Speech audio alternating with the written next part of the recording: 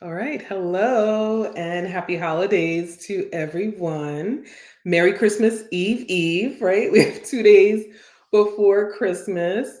We are so glad that you're able to join us live today for our Q&A. We normally have a quarterly Q&A to answer questions and to provide clarity for any students who are preparing for their certification exams or just for anyone who's looking into getting entry into the industry and has any particular questions about medical billing or medical coding. So please let us know who is joining us.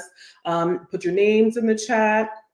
Let us know where you're tuning in from. Say hello. You can put your questions and your comments there, and we will get to them shortly after we do some very brief introductions. Right. So, my name is Kiana Craig. I am located in New York, and I've been working in the healthcare industry for the last 25 years. I've been a medical biller for the last 18 years.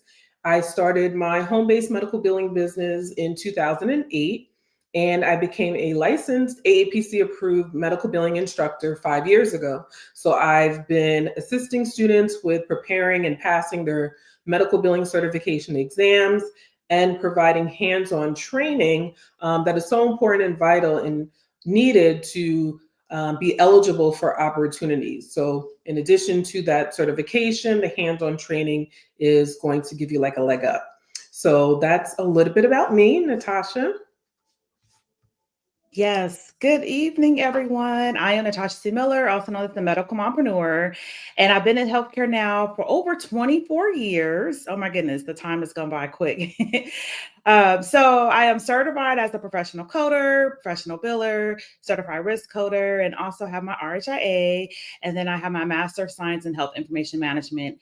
And so been in business now over 12 years. I'm also a professor, and I just really love helping those that are really trying to break into this industry. So we're here to help answer questions that you have pertaining to billing and coding.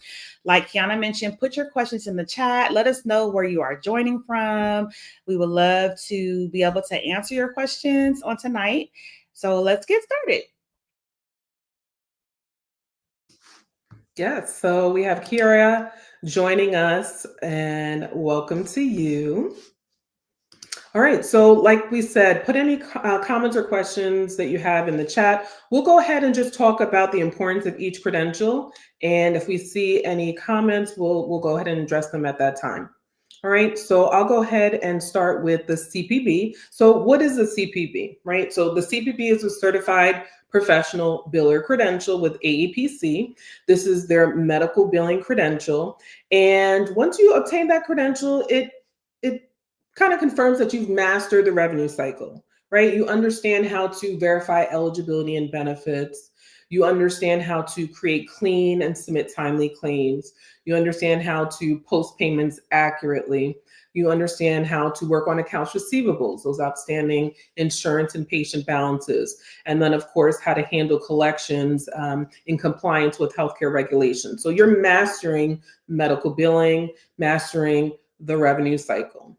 All right, so there's no prior healthcare experience that is required in order to sit for the CPB exam, nor is a college degree required to sit for a certification exam. So essentially, anyone who has an interest in becoming certified can sit for the certification exam. And holding a credential, now, let me also mention that the CPB, Certified Professional Biller, it is not required in most cases to obtain a medical billing position. However, it is highly recommended because it allows you to get that formal education, right? So you're not just getting bits and pieces of information from random different sources.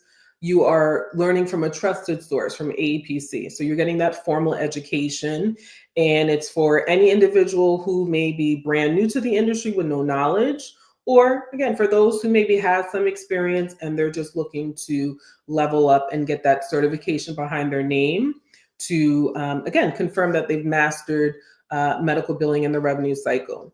So It's especially helpful for those individuals who don't have any prior experience, because a lot of my students that are coming into this industry brand new from, other industries, whatever they may have done in the past, they need a confidence booster, right? They need that formal education. They want to strengthen their foundation, get some confidence before they actually start applying for opportunities.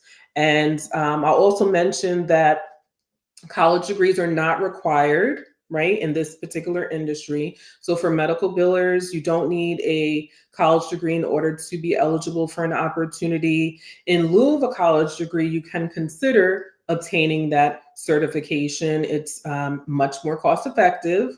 You're not going to be spending tens and thousands of dollars obtaining, getting into student loan debt. It's an affordable pathway to learn this skill set. And by the way, this is a trade. This is a skill set that you can learn, that you'll have with you for a lifetime. It allows you to earn an income for a lifetime. So you can really set yourself up, for longevity. So, Natasha, you want to talk a little bit about the CPC? Yes, thank you, Kiana. So, just like with the CPB, the CPC, you also do not need a degree, right? But what it does prepare you for, you're sitting for the official gold standard, what we like to call certification for coding. And so, this shows that you have proficiency and accuracy in coding for the diagnoses, the procedures as pertains to your CPT codes, and then you have HIPAA codes, and then your diagnosis codes for your ICD-10-CM.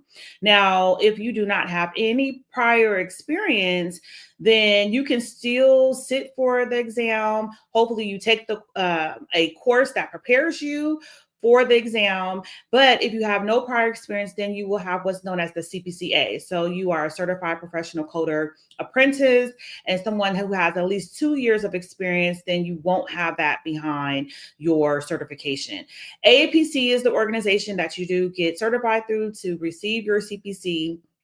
And there's a lot of ways that you can get your A taken off. But the main thing is anyone can actually sit for the exam. You don't necessarily have to necessarily take a coding course. You want to, though, to prepare, because it is a challenging exam. And it's not just an exam that you can just say, okay, I'm going to wake up and take today, right? So you have to prepare and be ready for it. But it is rewarding. And on tonight, I know Kiana and I are going to talk about having your CPB as well as your CPC makes you more marketable. It opens up more opportunities in revenue cycle, billing, coding, and so many other things that you can do. So that is what the CPC is. Again, it's a 4-hour exam when you do take it, 100 questions, right? And so they are looking to see, do you know how to use your guidelines in that CPT manual? Do you know how to use your guidelines in the ICD-10-CM manual? It is a multiple choice exam question. So you do have to know how to find the information in your manuals, right? And then how to use that material. So that is what the CPC is in a nutshell. But questions, put them in the chat. We're going to answer whatever questions that you have as it pertains to the CPB or the CPC. All right. Yes, don't be shy. Put your questions in the chat, your comments in the chat. Let us know if we have any existing billers or coders here. We'd love to chat with you as well. So the first question, do you work with revenue cycle teams or at hospitals or clinics? So in the settings that I've worked with, mostly have been private practices. And those tend to have, depending on the size, the number of providers working in the practices, they usually tend to have a much smaller team. And we usually have our hands in the entire cycle, right? The entire revenue cycle versus, when you're working in the hospital, they have larger staff. They're able to break it down. You may have some employees that are working on registration. Some are working on eligibility and benefits. Some are actually creating and submitting the claims. Some are just focused on posting the payment. So there's more staff, so that way the work can kind of be divvied up that way. Versus, like I said, in a practice setting, you're probably going to be have your hands in a little bit of everything. You want to add to that, Natasha? Yeah, yes, that is so true. I've worked in both type of settings, the hospital side and the clinic side. And The hospital side, like Kiana mentioned, it is broken down more so into departments. And so in revenue cycle teams, the revenue cycle department is a lot of times what they'll call them. They are looking for individuals who are certified as a CPC coder. And then if you have your CPB on the billing side, that is great because it shows, okay, you are knowledgeable in this arena as it pertains to billing, right? And reimbursement. And so thank you for asking that question because a lot of times as coders, they forget to realize or just think about other places where you can find opportunities, and revenue cycle is one. So it's not necessarily you have to go look for opportunity in a coding department, right? Revenue cycle, there's a lot of individuals that work on the back end as coders where they're looking at the data or they're helping with maybe research, or they're helping identify trends as to maybe why things are being denied and so forth. So you can definitely work on both sides, the hospital or the clinic side.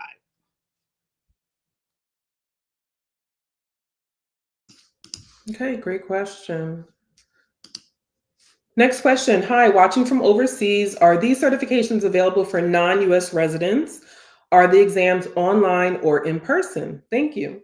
Yes, so AAPC is actually the world's largest credentialing organization for the business of healthcare. They're located all over the world, not just in the United States. They're located in India. We have chapters in the Bahamas, in the Philippines, UAE. They're all over. So it's not just US based.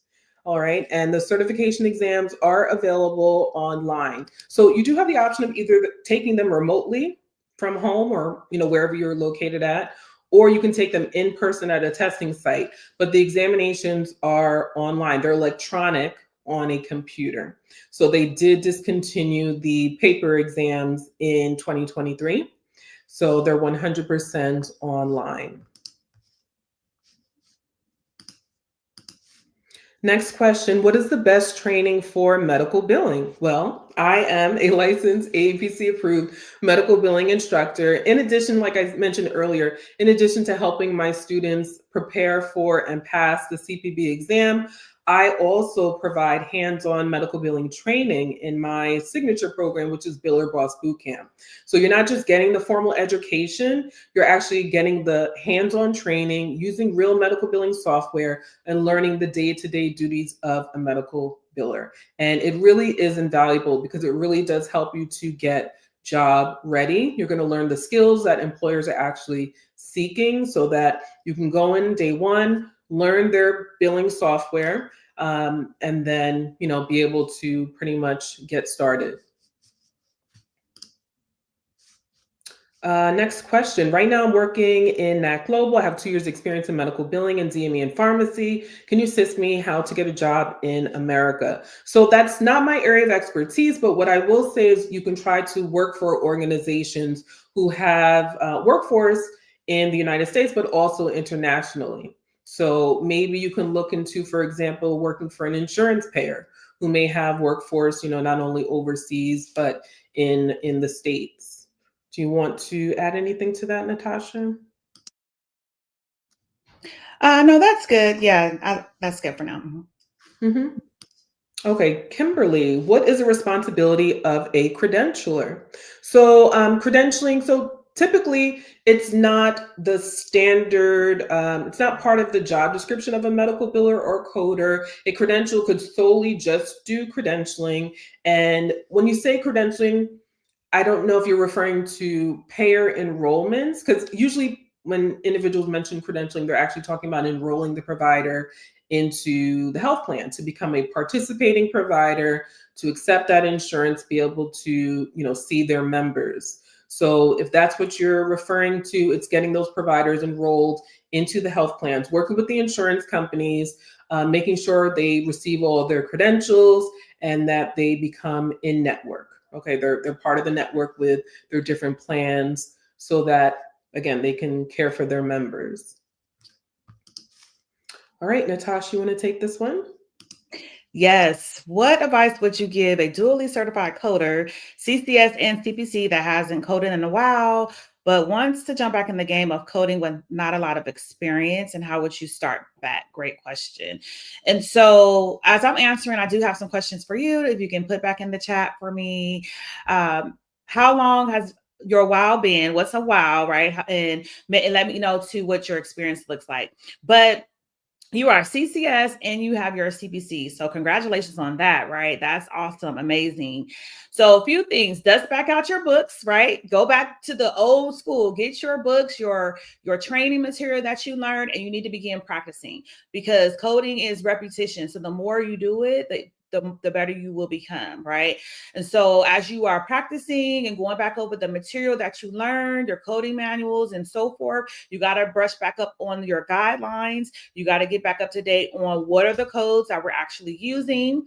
And then from there, I would say begin to look at possibly some entry level positions. So I'm not sure how long you did the coding before. So it's been 2 years, you haven't coded in 2 years, but based off of your experience, you may can go into something with a little more experience, or you may want to go look at some entry level positions. And that's where I would say to start. Also, maybe possibly look at some outsourcing positions where we have those agencies. They can test you to see, okay, where are you at with your coding skills since it's been about 2 years? And then they can say, okay, this is the opportunity that I have for you to get you back in there. It may not be necessarily a permanent full-time thing. It may be a contract. It may be permanent or full-time, but I would say possibly even start there with that. Okay, so then also I see your statements. You can't pass your assessment. So my next recommendation would be to come over to the Coder Circle. And so I have what is known as the Medical Mompreneurs Coder Circle. And this is a monthly membership where I've been able to help individuals who need help with passing their assessments, who need help with interviewing, job placement, and all of that into the membership. And so that will be the next step. If you're having a hard time passing your assessments, then you need to get some mentoring and coaching. And that's where I can help you with that. And so you can find that information on my website, natashacmiller.com, and we'll put the links in the chat where I'm able to help assist you. And yes, okay, how do you get into the Coder Circle? I'm going to put that information in the chat for you. Yes, thank you so much. Kiana, did you want to add anything to that? I'm going to put the link in the chat too. No, that was perfect. That was perfect. I'll take the next question. Let's see. Actually, it says, can you please repeat the name of the exam? So tonight we were talking about the CPB, the Certified Professional Biller, as well as the CPC, the Certified Professional Coder. And these are the two exams that we are speaking about, offered by AAPC. Hasnain says, have over 8 years of billing work experience.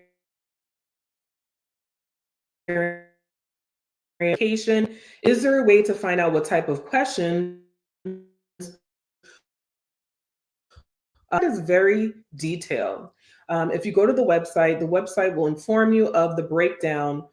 Let me actually see if I can quickly find the link for you.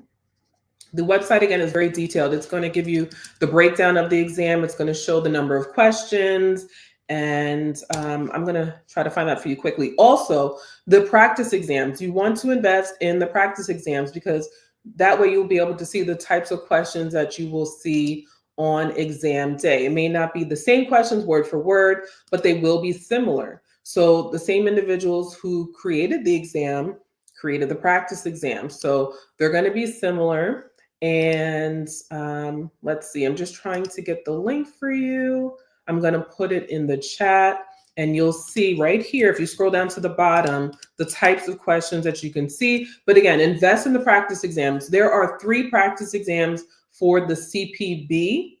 Okay, there's A, B, and C, 50 multiple choice questions each. It's also really great that you invest in the practice exams because the same platform that the practice exams are on is going to be the same platform that you're going to use on exam day. So you definitely want to get familiar with that platform, know how to navigate it, which will save you time on exam day. All right, let's see. What is the next question? And Natasha did put the link for Coder Circle in the chat, as well as her website.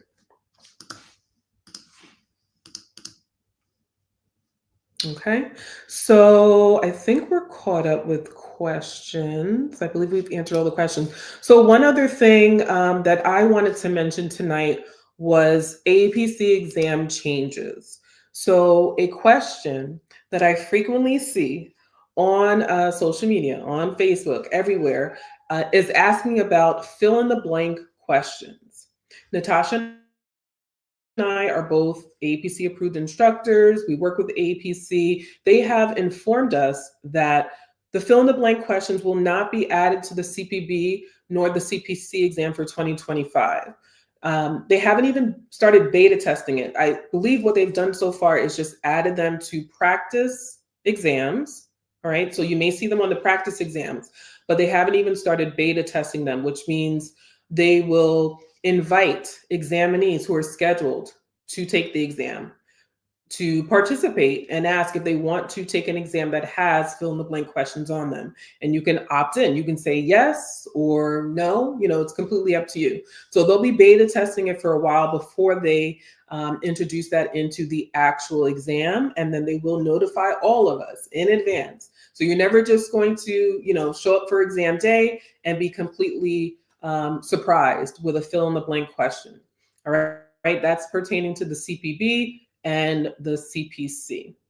The other change for the 2025 exams are the introduction of ebooks. All right.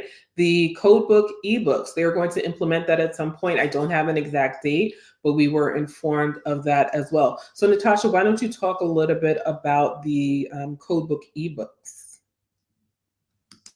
Yes. So the codebook ebooks are awesome. I love them.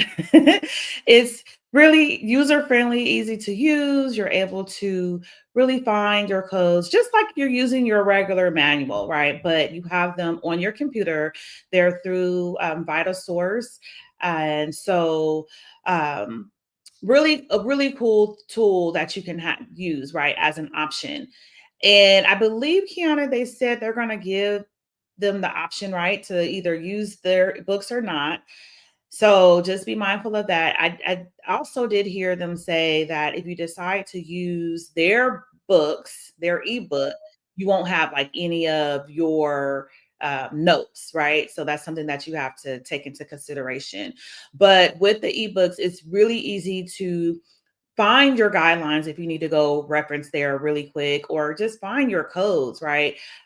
So I like it. That's actually what I use, and I've been using for like over 2, 3 years now.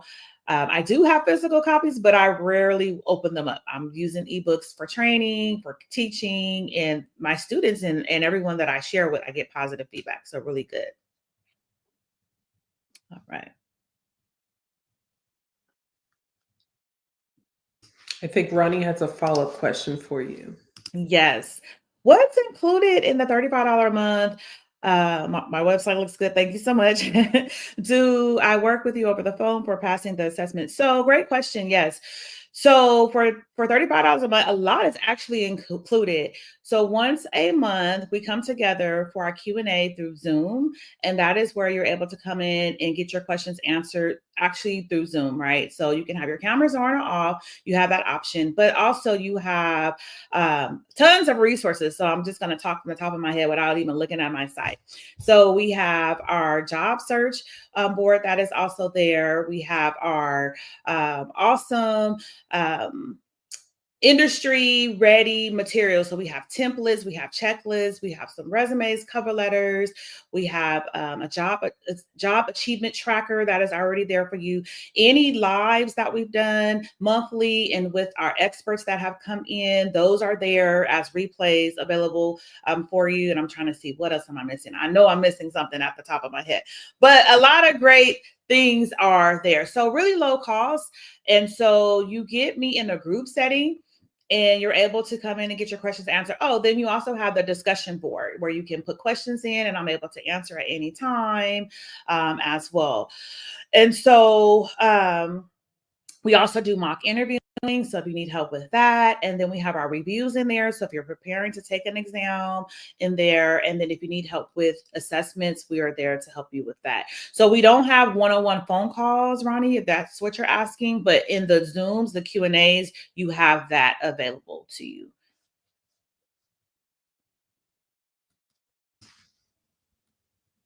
Okay, great.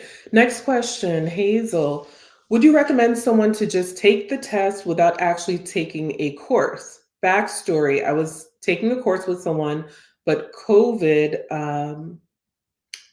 knocked me out mentally and financially. So it looks like you were previously taking a course, going through some difficult times, maybe in the past couple years, and now you want to know if you should just sit for the exam. I'm not sure which exam you were sitting for in particular, but regardless, what I would recommend to see if you are exam ready is again to invest in those practice exams. The practice exams are going to let you know where you stand. If you're able to pass the practice exams with a score above 85%, it is a good indication of whether or not you're ready to go ahead and schedule your exam. So that would be my recommendation, to invest in the practice exams. You should still have your textbook if you've already taken the course. You should still have your textbook. You want to make sure you have either the current year code books or prior year. So the year is almost over. So let's say you're going to take your certification exam in 2025. You should either have the 2025 code books or the 2024 code books. So you want those in addition to your textbook. Purchase all of the practice exams, and that's going to let you know whether or not you are exam ready so that you don't waste any time or money. You want to add anything, Natasha? Yes, everything that you said, and I'm just going back reading through her question. Would you recommend someone that's without actually taking the course yet? So, and I'm not sure what test you're referring to. So the CPC, you definitely need to take some type of course. Um, that's my recommendation because again, it's not an easy exam, and a lot of people don't pass it on the first try. I was able to pass it on the first try. I've shared with my clients and my students on how to do that. But even if you're working in the industry, because there are some people who are working in the industry, maybe you're working as a biller or you're working in a different department and you see codes, but it's totally different from what to expect for the actual exam. So you need to know what to expect, how to prepare to be successful, right? And so that's really important. I will be offering a boot camp in next year in the spring, early year next year. So stay connected. Follow me on Instagram at Medical Mompreneur and Kiana Ask the Biller on Instagram. And that's where we share our information. You can also go to our websites, but definitely you need to take a course. So hopefully that answers the question for the coding.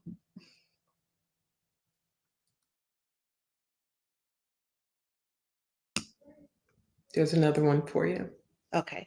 Just completed my CPC. Is there a cutoff date to enroll for the exam? Wanted to practice and take exam around March. Yeah, no, so there's no cutoff date to enroll for your exam. Well, I should say this. You need to check with the APC. Did you purchase your exam voucher through them? Are you in a program through them? Because they do have a cutoff, like based on, when you purchase your exam voucher. If you haven't purchased your exam voucher, then you can sign up and enroll for your exam. Now, the key thing is because you just finished your CPC, sounds like your course, I guess that's what it sounds like, then you want to take your exam as soon as possible, but you still have time in the beginning of the year. So I normally tell my students, try not to go over 4 weeks, over a month from taking your course, from finishing to taking that exam. You want to take it while the information is fresh. So if you're looking to take your exam around March, that's still fine, but maybe move it up a little bit. And if you're passing your practice test with the 85% or higher, then you're ready to take your exam. If you're not, then maybe wait till March. So hopefully that helps.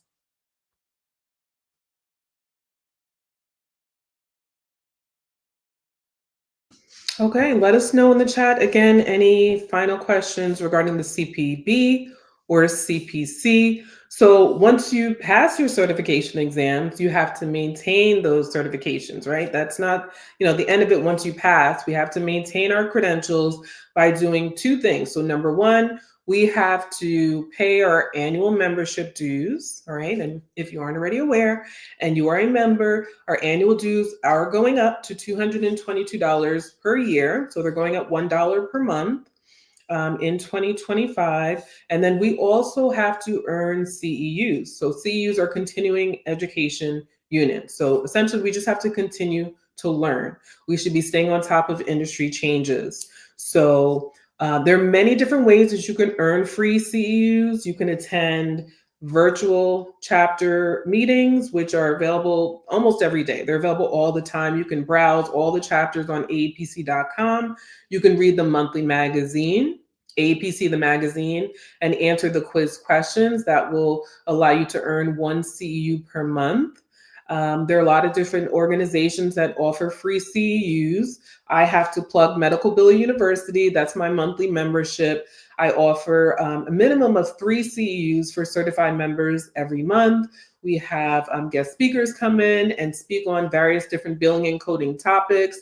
Natasha was gracious enough to present for Medical Billing University in the past, and hopefully she returns in 2025. So we offer 2 live classes each month, 1.5 CEUs each. You can attend live for the CEUs or watch them on demand. You'll be able to watch the replays. You will be able to access the job alerts, revenue cycle job alerts. I spend a lot of time on the employment websites and I'll post job opportunities. You'll have access to CPB exam review classes and access to over 250 industry professionals. So if you're looking for a community, which is really important for all of us, even not just newbies, but even for experienced billers and coders, we want to stay connected, find our billing and coding besties. It's really important because you don't have to go through this journey alone, whether it's your certification journey or also just working on the job, your day-to-day challenges. So I'll just put that link in the chat for anyone who may be interested in joining. It's affordable. It's only $37 per month. So you can join us and check it out and see how you like it. Natasha, would you like to add anything about maintaining certifications? Yes. And so, just like Kiana mentioned, we have to have our continuing education units. As a CPC coder, we have to have about 36 units, 36 CEUs every 2 years. And then if you decide to have more than just the one certification, then that begins to add up. So you have more CEUs that you have to have. But if you join Kiana's membership, you can get them easily from her. So, and she has really great speakers, like she's mentioned, really great topics to help keep you fresh and updated. And then there's other ways that you can get your CUs, like if you want to attend a conference, that's always good to do from time to time.